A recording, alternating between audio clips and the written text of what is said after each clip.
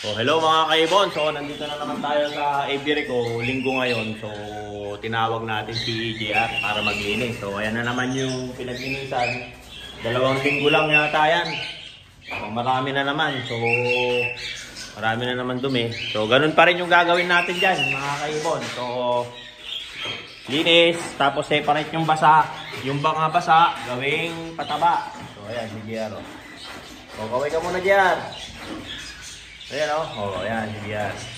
Ayan, pinapalinis ko na naman lahat yung mga kainan. Tapos ganoon din gagawin dyan. Nakaseparate yung basa, saka yung tuyo. Para ito, gawing pataba. Tapos yung mga tuyo, yun, iipaano, lilinisin nila. Sabay ko na yun, separate na para may pakain din sa mga aalaga nating mga ibon doon. So ayan mga kaibon, so masaya na naman yung mga alaga natin. At nalinis na naman yung poop tray nila. So lahat ng poop tray yan, tinatanggal natin yan.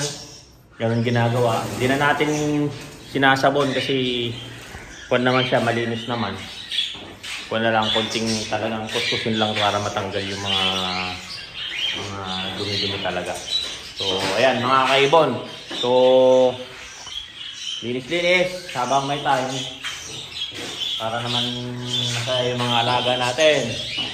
So ayan mga kaibon. So don't forget to subscribe my YouTube channel, Warren Palakpak Kaibon, at ang aking Facebook page, Warren Palakpak Kaibon, at ang aking Facebook, Warren Palakpak Mr. Negati. So ayan mga kaibon, wala na wala na mga nag-stock iba.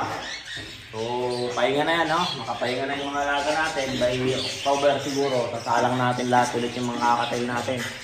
Kaka-condition muna natin para at least malalakas sila. Vitamins, calcium para hindi siya mag-egg bind. So, hindi siya magkulang ng calcium. So, ayan mga kaibon. Hanggang sa muli. Paalam!